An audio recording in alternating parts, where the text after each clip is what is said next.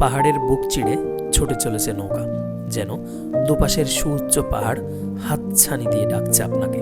বলছি বাংলাদেশের পার্বত্য চট্টগ্রামের কাপ্তাই লেকের কথা।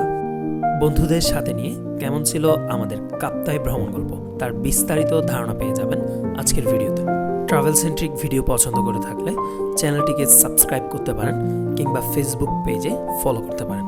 যাই হোক, কথা না বাড়িয়ে শুরু করতে যাচ্ছি আমাদের আজকের video, A cute story of Kaptai. আসসালামু আলাইকুম। আমাদের যাত্রাটি শুরু হয়েছিল চট্টগ্রামের জিসি মোড় হতে, বাট আমি অপেক্ষা করছি চট্টগ্রামের ফতেয়াবাদে। যদিও এখন 9:30, বাট গাড়ি ফতেয়াবাদে থাকার কথা ছিল সকাল 7:30টায়। বাট এটা গ্রুপ ট্যুর, মেনে নিতেই হবে, কেউ না কেউ দেরি করবেই। অবশেষে আমরা চলে এসেছি বাসে।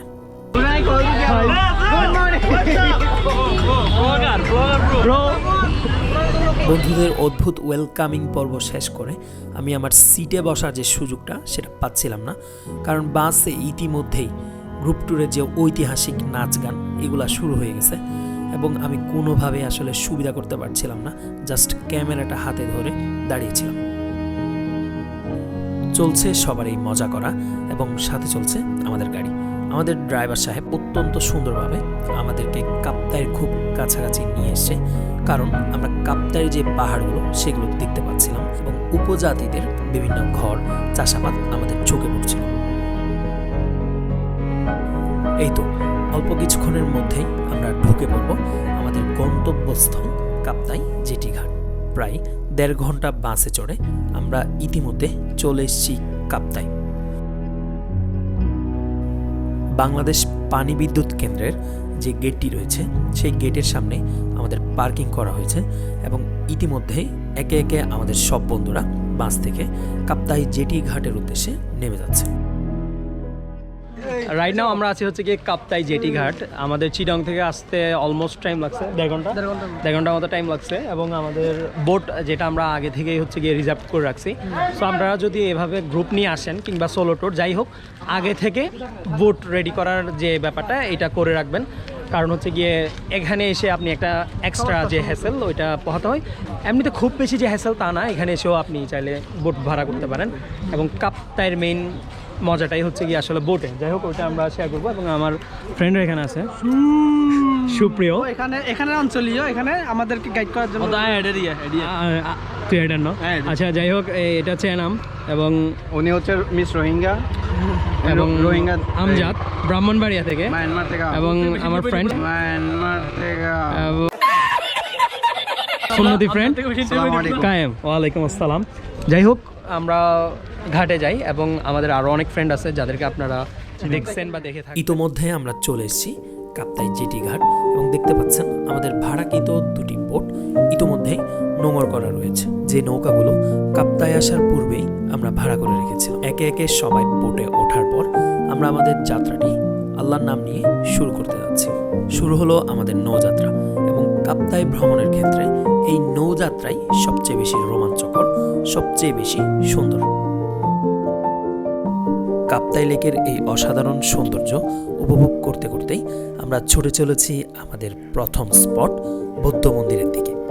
দেখতে দেখতে আমরা পৌঁছে গেছি আমাদের প্রথম স্পট বৌদ্ধ মন্দির।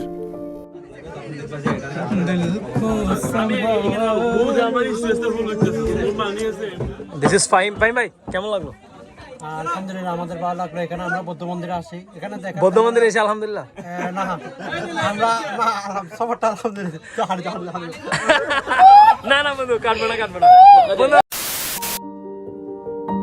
ঘোরাফেরা শেষ করে জোহরের নামাজ আদায় করে আমরা আবারও কিন্তু ছুটে চলব রাঙামাটি শহরের দিকে। দ্বিতীয় দফায় আমাদের নৌকা ছাড়ার পর আমাদের দুপুরের খাবারের আয়োজন কিন্তু শুরু হয়ে গেছে এবং নৌকার ছাদে বসে আমরা সবাই দুপুরের খাবারটা সেরে নিচ্ছি। এক পাশে কাপ্তাই লেকের অসাধারণ সৌন্দর্য, অন্য পাশে বন্ধুদের সাথে খুনসুটি করে দুপুরের খাবার খাওয়া, সব কিছু মিলিয়ে একেবারে 10 আউট অফ 10। পুরো যাত্রা জুড়ে বন্ধুদের সাথে খুনসুটি, দুষ্টমি কিংবা নিজেদের মধ্যে ছবি তোলা, ভিডিও করা, সব কিছু মিলিয়ে এই কাপ্তাই ট্যুর ছিল অসাধারণ, অনন্য। প্রায় 1 ঘন্টা বোটে চড়ার পর আমরা চলে এসেছি আমাদের দ্বিতীয় স্পটের খুব কাছাকাছি। এরিফাকে আমরা দেখে নিচ্ছিলাম কাপ্তাই হ্রদে কিভাবে আসলে মানুষ তাদের জীবিকা নির্বাহ করে। এরিফাকে আমরা গিয়েছিলাম একটি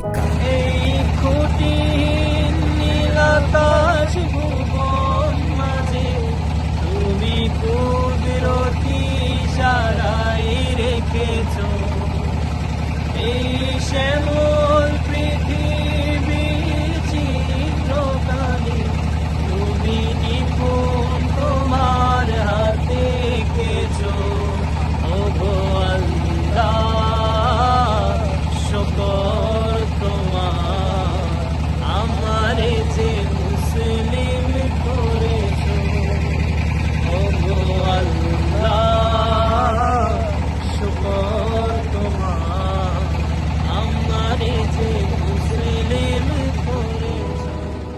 দেখতে দেখতে আমরা আমাদের দ্বিতীয় স্পটে চলে এলাম এবং নিজেদের মধ্যে খেলাধুলা, কফি খাওয়া কিংবা বন্ধুদের সাথে আড্ডায় মেতে ওঠা সহ নিজেদের মতো করে সময় পার করলাম। বন্ধুদের সাথে আনন্দে খুনসুটিতে মেতে থাকায় অনেকগুলো ফুটেজই এই ভ্রমণ গল্পে যুক্ত করা সম্ভব হয়নি। সব কিছু মিলিয়ে কাপ্তাই ট্যুরটি ছিল অসাধারণ, মনে রাখার মতো একটা দিন।